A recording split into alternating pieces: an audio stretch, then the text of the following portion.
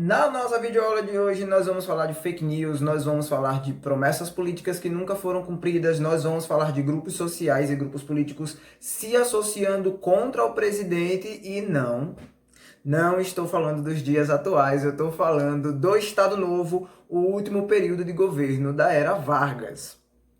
Como a gente já tinha falado no vídeo passado, o Estado Novo ele vai se estender ali de 1937 a 1945 e isso, caso a gente não tenha falado ainda, está justamente casando com outro evento mundial, que é a formação da Segunda Guerra Mundial e todo o desenvolver também da Segunda Guerra Mundial. O final do Estado Novo ele vai ser em dezembro de 1945 e a Segunda Guerra Mundial acaba em setembro, alguns meses antes. Mas isso tudo vai estar associado a vários rolês estranhos que aconteceram no Brasil. A gente falou no vídeo passado sobre o surgimento da AIB e da ANL, dois grupos políticos aí que se rivalizaram, né? A AIB apoiando, obviamente, Getúlio Vargas e tendo aí toda a visão de direita dentro do país, e a ANL sendo aí o representante dos ideais de esquerda no país.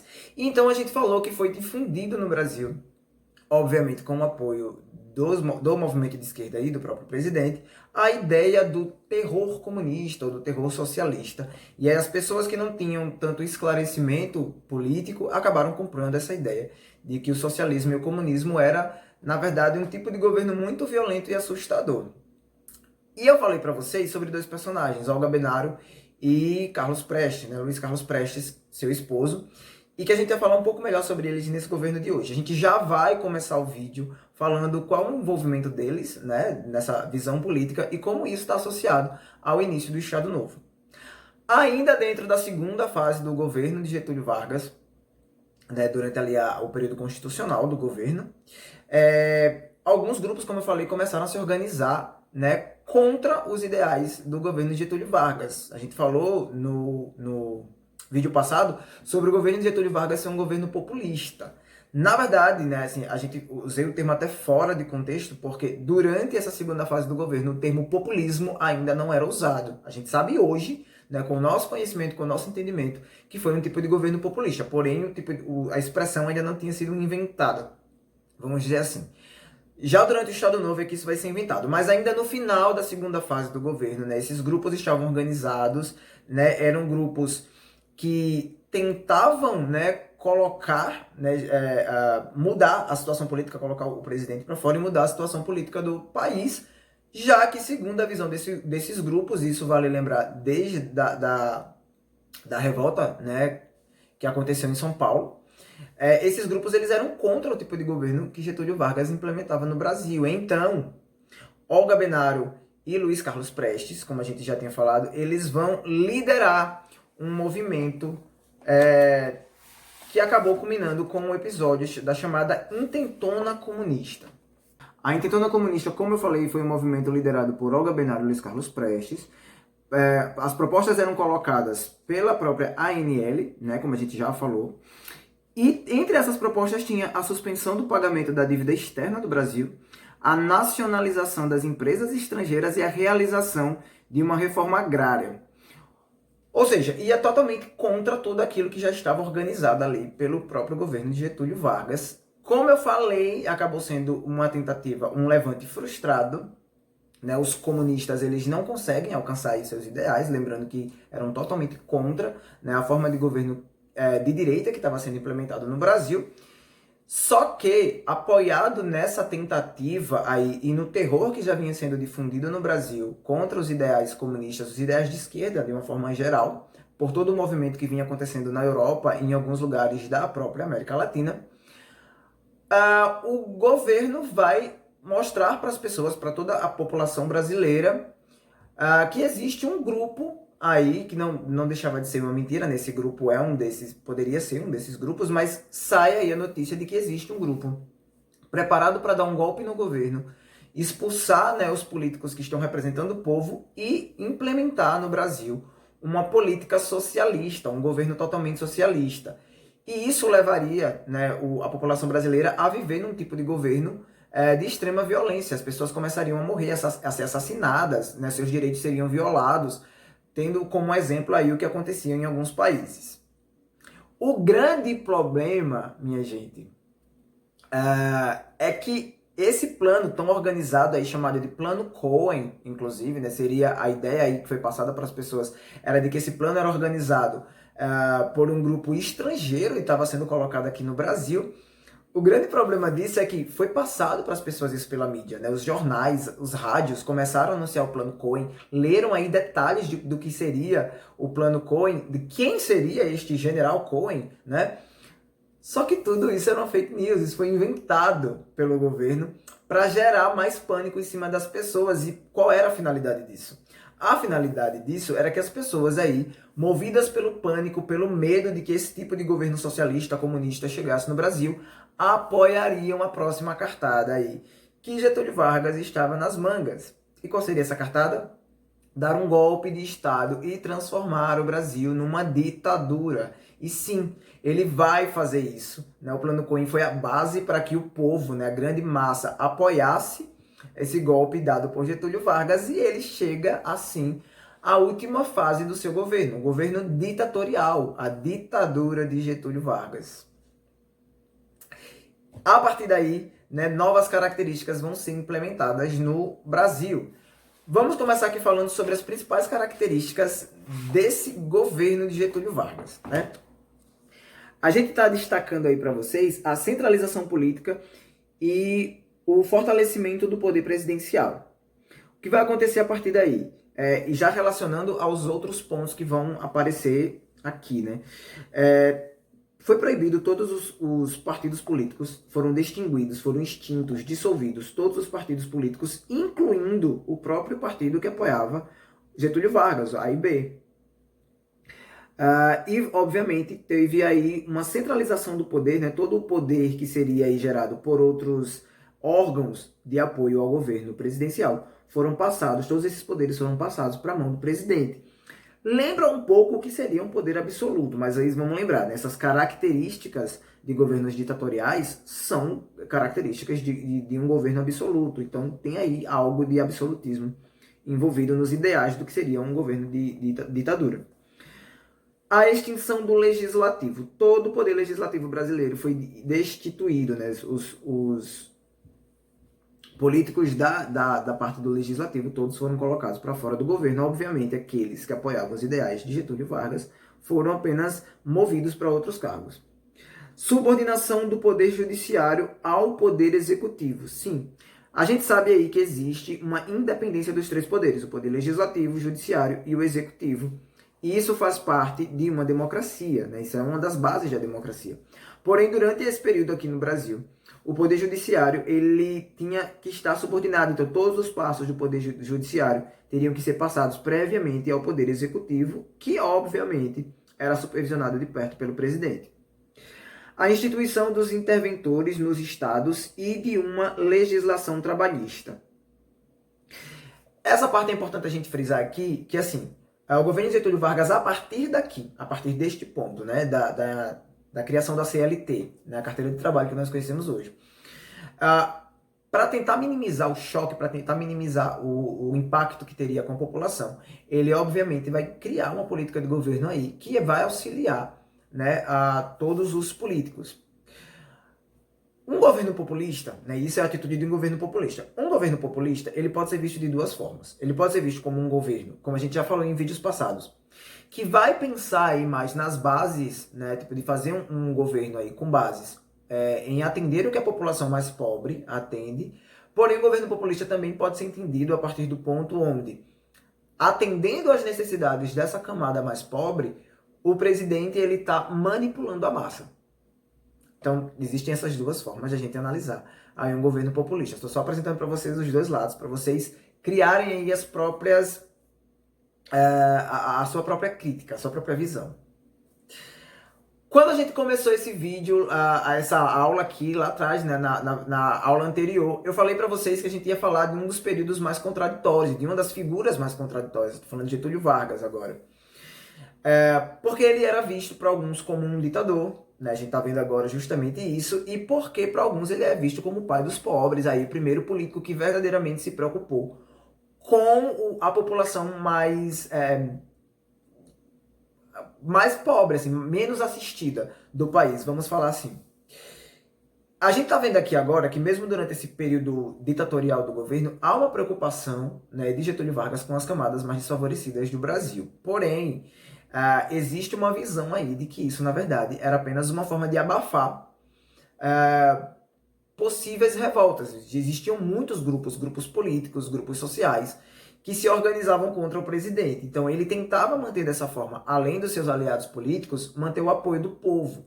Então, para manter o apoio do povo, ele focava aí nesses programas, principalmente aí atendendo as camadas da população que geralmente não eram atendidas pelos governos anteriores, né? Estamos falando agora aqui da classe dos trabalhadores.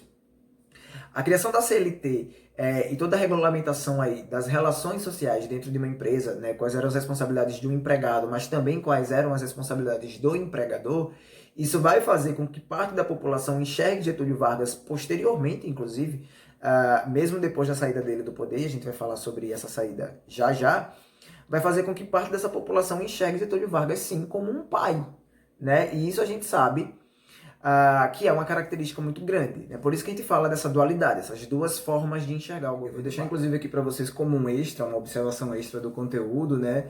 Já que a gente falou aí de Olga Benário e Luiz Carlos Prestes como grandes personagens dessa fase, né? Dessa batalha aí de visões políticas dentro do Brasil, que Olga e Luiz Carlos Prestes foram perseguidos aqui, né, no governo de Getúlio Vargas. Essa é uma característica muito grande desse governo de Getúlio Vargas, essa perseguição política com seus opositores. A Olga, ela não era brasileira, então ela foi deportada do Brasil e ela vai morrer num campo de concentração, né? Só aí lembrando que durante o período do governo Vargas aqui, os campos de concentração estavam a todo vapor, a gente está falando durante todo aquele processo da Segunda Guerra Mundial. Ela era judia, então acabou que, né, ele mostrando aí nessa associação de visões entre, né, o governo de Vargas e os governos nazistas e fascistas, ele acaba deportando a Olga e ela morre grávida num campo de concentração. Assistam o filme Olga. Eu acho que eu já dei essa dica para vocês no vídeo passado, mas vale repetir. Assistam o filme Olga e assistam o filme Getúlio. Tá? São dois filmes que valem muito a pena vocês pararem e assistir para entender melhor desses dois personagens aqui. A partir desse momento, nós vamos falar sobre como o governo de Getúlio Vargas copiou características de governos nazifascistas europeus e como isso também é um outro ponto contraditório nos acordos que Getúlio Vargas tinha nessa época.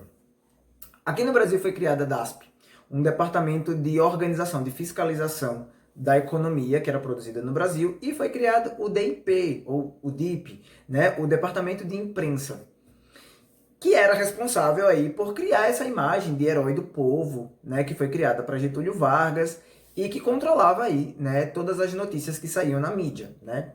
Estamos falando aí de jornal, estamos falando de revista, estamos falando de notícias na rádio.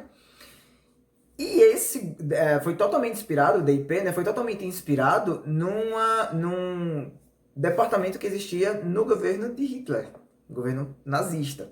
Então, claramente, né, essa ditadura aqui, colocada no Brasil, tinha aí características de governos nazistas e fascistas. Porém, por causa da situação política internacional, por causa de todos os acordos que o Brasil tinha, quando estoura a Segunda Guerra Mundial, o Brasil se vê ali obrigado a declarar apoio aos Estados Unidos. E então começa essa última fase de contradição, porque ao mesmo tempo em que, obviamente, Getúlio Vargas conseguia se identificar com esses governos nazistas e fascistas, ele teve que lutar contra esses governos. Ele apoiou a visão americana na Segunda Guerra Mundial. Esse acho que é um dos pontos mais interessantes. E a partir daqui, a gente começa a falar sobre os últimos anos e o que a gente pode chamar aí de derrocada, né, descida abaixo do governo de Getúlio Vargas. Vamos aqui apontar. 1942, né, Getúlio Vargas é obrigado a mandar, 42, 43, né, tem feito esse acordo com os Estados Unidos, e Getúlio Vargas é obrigado a mandar tropas brasileiras, e a própria FAB, a Força Aérea Brasileira, para apoiar o governo americano nas batalhas. Então as tropas brasileiras elas vão chegar a invadir regiões, elas vão chegar a fazer prisioneiros durante a guerra lá na Europa, apoiando, obviamente, a força americana. Uma coisa muito importante para nós, né, que somos de aqui de Alagoas, é falar sobre o que está próximo de nós e que a gente pode associar. Algumas construções em Alagoas elas estão totalmente relacionadas a esse apoio que o Brasil deu às tropas americanas, ao governo americano durante a Segunda Guerra Mundial. A gente pode aí, por exemplo, parar para analisar a Fernandes Lima, que naquele processo, naquela época, a gente vai entender aí uma avenida muito larga, né, para os moldes do que como era o Alagoas, né, o desenvolvimento de Alagoas, Maceió principalmente, que liga diretamente a parte baixa da cidade ao aeroporto. E a gente também vai falar sobre o bairro do Vergel, que é onde algumas instalações da Panair ficaram. Alguns soldados americanos estavam aqui presentes aqui no bairro do Vergel, aqui em Maceió. Daí vocês começam a analisar também por que a Avenida Monte Castelo, que é a principal avenida ali do bairro do Vergel, ela é muito mais larga que todas as outras ruas ao seu redor. E lá no final do bairro do Vergel, no finalzinho lá da Avenida Monte Castelo, tem a rua Panair, que eu vou colocar aqui como se escreve Panair para vocês. E vou colocar agora como se escreve Paner para vocês. A rua Panaí e a Travessa Panaí, que é onde ficavam ali as instalações da Panair, aqui em Alagoas, né? Só para dar aí como um exemplo de como a gente está tão próximo da história e às vezes isso não é levado em consideração. Então, em 1943, como eu falei para vocês, tem esse envolvimento direto do Brasil na Segunda Guerra Mundial. Em 1944, tentando amenizar aí todas as insatisfações sociais que estão acontecendo, vem a primeira promessa de Getúlio Vargas de uma eleição direta para a presidência, né? Tipo, ele começa a prometer para as pessoas que eu falei para vocês ali das promessas que não há a intenção de cumprir. Ele promete eleições para o final da guerra, né? Porque ele esperava talvez que a guerra se estendesse por mais tempo.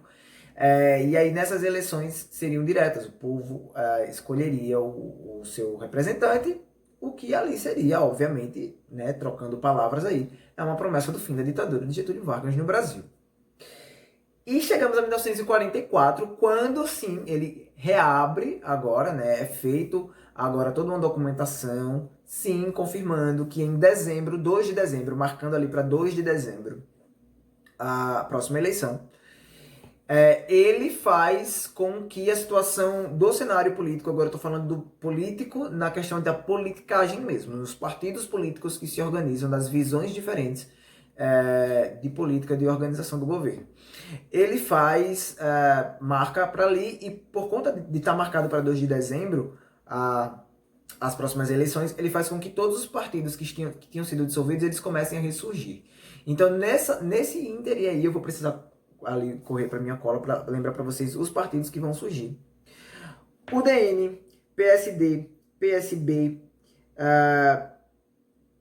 PCB são apenas exemplos de partidos que vão surgir. Obviamente aí, alguns partidos se associam para defender a candidatura de um político específico, no caso Eurico Gaspar Dutra, e outros partidos têm seu próprio político ali na eleição, né, na indicação, para ser presidente do Brasil. Porém, nas vésperas ali, próximo de acontecer a eleição, mais especificamente em outubro de 1945, um novo golpe de Estado é tentado aí da parte de Getúlio Vargas. Né? É o que a gente chama de queremismo. Alguns grupos sociais, inclusive alguns partidos, o próprio PCB, né, o que despertou aí muita desconfiança por parte dos outros, apoiou esse movimento chamado de queremismo, e aí é quando as pessoas, né, alguns grupos sociais, as pessoas, a população mesmo, pobres, trabalhadores, saem para as ruas aí em passeatas com cartazes escrito "Queremos Vargas". Um apelo social aí, né, obviamente todo arquitetado pelo grupo que apoiava Getúlio Vargas, mostrando que era o povo, a população que queria Getúlio Vargas. Só que ele não vinha candidato ao governo. Então, né, obviamente percebendo toda essa movimentação aí para um novo golpe, né, e antecipando esse golpe de Getúlio Vargas, é dado um outro golpe em Getúlio Vargas e ele é colocado para fora, ele é deposto, expulso do presidencialismo, e as eleições acabam acontecendo. Porém, é importante lembrar aqui que o candidato que sai vitorioso é Eurico Gaspar Dutra, né, que era apoiado por Getúlio Vargas. Então, assim, nós finalizamos essa primeira era. Getúlio Vargas, ele volta ao poder depois, a gente já falou isso em outro vídeo, mas isso fica para uma próxima aula. Qualquer dúvida já sabem, né? Deixem os comentários aqui embaixo do vídeo. Vou deixar aqui para vocês a descrição das páginas que vocês têm no próprio módulo para vocês estudarem. E até mais.